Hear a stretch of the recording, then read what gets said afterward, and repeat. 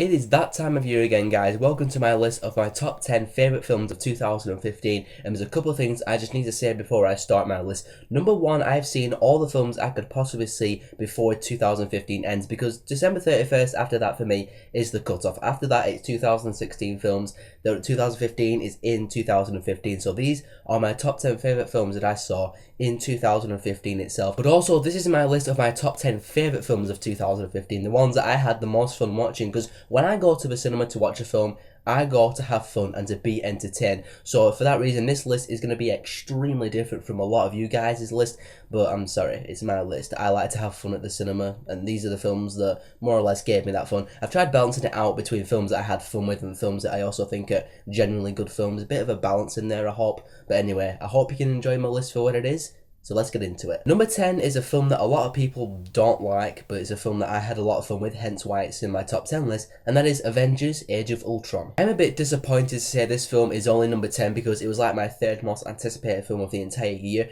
but nonetheless, Age of Ultron, it's not a perfect film, of course. It does have some problems with it, but overall, I had a lot of fun with Age of Ultron, and that's all I could really ask for an Avengers film, because I love the first Avengers film, so out of Age of Ultron, I just wanted it to be a fun sequel. And in my opinion, I thought it was a fun sequel. Speaking of fun films, number 9 is Fast and Furious 7. If you've never watched a Fast and Furious film before and you started with number 7, you're probably going to hate it. But for me personally, Fast and Furious 7 knew exactly what it was. It knew it was unrealistic, it knew it was over the top, and it knew that it was defying all physics, logic, and possibility. But it took that, wore it with pride, and delivered what I thought was a really fun-ass film. And to top it off with that Paul Walker tribute at the end, which I think is still one of the best endings of the entire year, you have what I thought was a really fun film to watch at the cinema. Coming in at number 8 is, for me, the most surprising film of 2015, and that is The Gift. When I first saw a trailer for The Gift, I thought two things. I thought, number one, that film actually doesn't look that good, because let's be honest, the trailer wasn't the best. And number two, I thought there was no way in hell this is going to be on my top 10 list of the year.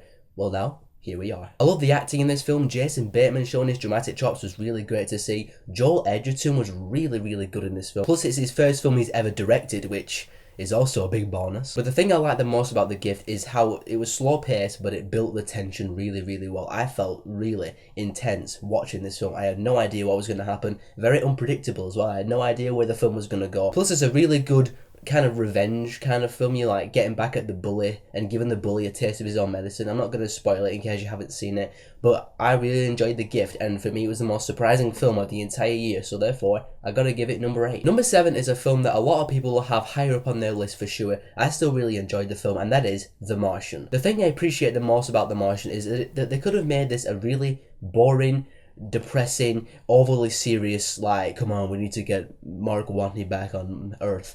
But instead, they actually did the comedic route. Mark Watney, Matt Damon's character, is actually comedic. He's like, hey, I'm still here. Surprise, I'm still alive. It was a really great blend of science fiction intrigue, humour, and also a really good survival story. And Matt Damon was awesome in the film. He's one of my favourite performances of 2015. Not sure if he'll get a Best Actor nomination at the Oscars, but I'd really like him to. So number 7, The Martian. Number 6 is a film that I rewatched last night to see if it still has a place on my top 10 list, and it sure does, and that is Mission Impossible Rogue Nation. 2015 had a lot of spy films, and in terms of a core spy film, I think Mission Impossible Rogue Nation is the best spy film of 2015. It breaks my heart to not say Spectre is the best one, but I'm sorry, James Bond. It's Ethan Hunt this time. Rogue Nation just had a really good blend of just spy elements. You know, you had some really cool and impossible gadgets, but they work for the film, so I'm not going to question the possibility of them ever existing. Plus, the action was really well done. Tom Cruise remains one of the best action stars to this day. He's so committed to these action films, it's unbelievable. Simon Pegg was really good in the film as the comedy relief that doesn't take away from the actual seriousness of the film. I had a blast with Rogue Nation. It's, in my opinion, the best spy film of 2015. So it gets number 6. Number 5 is a film that a lot of people love this film so much. I have a really fun time watching this film, and that is Mad Max Fury Road. Whereas Mission Impossible Rogue Nation I think is the best spy film, Mad Max Fury Road I think is by far, in terms of core action, the best action film of 2015 for sure. I love action films. I'm a massive fan of action films, and this is, in terms of the action, one of the best action films I have seen in years. The action in this film is so well done. It's so practical, and it just looks so it just looks so real. It's so exciting, and it's non-stop as well. It's just a non-stop adrenaline-fueled action thrill ride. And plus, it's one of the most rewatchable films of the year, I think, as well. Mad Max is definitely everything an action film should be. If you're a fan of action films, just watch it. It's your dream come true on the screen. So number 5, Mad Max Fury Road. Coming in at number 4, we have the new film from Tarantino, The Hateful Eight. The Hateful Eight is a 3-hour long, mainly dialogue driven film. And right there you're probably thinking, oh, what a snooze. But nope, the dialogue in this film is extremely well written and really well delivered by the actors. It's such entertaining dialogue. You get really invested in the characters and where they're going, what they're doing, and what they've done in their lives. It is such an engaging film, and plus the violence is awesome. People's heads are exploding sometimes, and also it's a really good blend of western and mystery and action in parts. What I'm trying to say is The Hateful Eight is amazing. It's only the second Tarantino film I've ever watched after Django Unchained, and I definitely want to check out the rest of this dude's films. The Hateful Eight, it's amazing. It's number 4. Number 3 is one of the best animation films I've seen this decade, Inside Out. The thing that absolutely blew me away with Inside Out is the concept. All of the different designs and ideas of the inner workings of someone's mind in this film were just amazing. I watched it again the other night and I was like, oh my god, imagination land, train of thought, subconscious, all of these ideas that they've just got in Riley's head and how they've executed them in an animation form in the film, it just blew me away. It was so genius and executed pretty much perfectly. Plus on top of that, it's a really funny film, it's an exciting film, it's an adventurous film, and also it's a really good study at people and how memories make people who they are and how it affects their personality. For my money, this is Pixar's best film since Toy Story 3.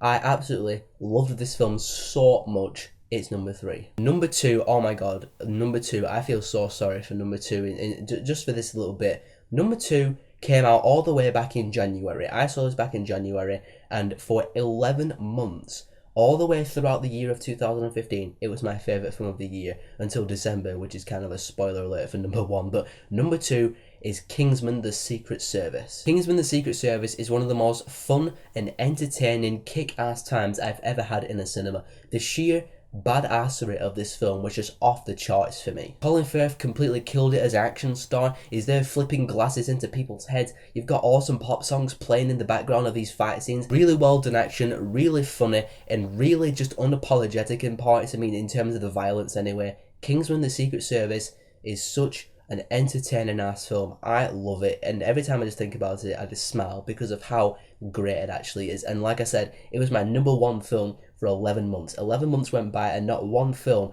knocked it off the number 1 spot until number 1, of course. And yes, I'm being very, very predictable with number 1 because I've got to stick to my personal guns here. The film that entertained me and shocked me the most in 2015, and when I think of this, when I think of the film of 2015, I'm going to think of Star Wars: The Force Awakens. I'm not a hardcore Star Wars fan. I'm more of a casual Star Wars fan. I mean, I like the original trilogy. I don't love the original trilogy. I respect it for what it did for films, but I don't love it as like a nostalgic thing in my life. But Star Wars: The Force Awakens just blew me away on pretty much every level. Are parts of it similar to episode 4? Yeah, but who cares? The main point of this film is that J.J. Abrams and his team brought Star Wars back and just gave it new life, new energy, and just made a really fun, intense, exciting, and shocking at times, really great adventurous experience. There were just parts in this film where something was so exciting and awesome and well done, or sometimes even shocking where my heart was just beating out my chest because, like I said, something was awesome or just intense and unbelievable. I had such a great time with this film, and I've got to make it my number 1 film of 2015 is Star Wars: Force Awakens. So that concludes my top 10 favourite films of 2015. I hope you guys could enjoy this list for what it is. I understand it's extremely different from a lot of other people's lists, but nevertheless, these are the films that I enjoyed the most this year. What films did you enjoy the most in 2015? And yes, tomorrow I will be doing my top 10 worst films of 2015.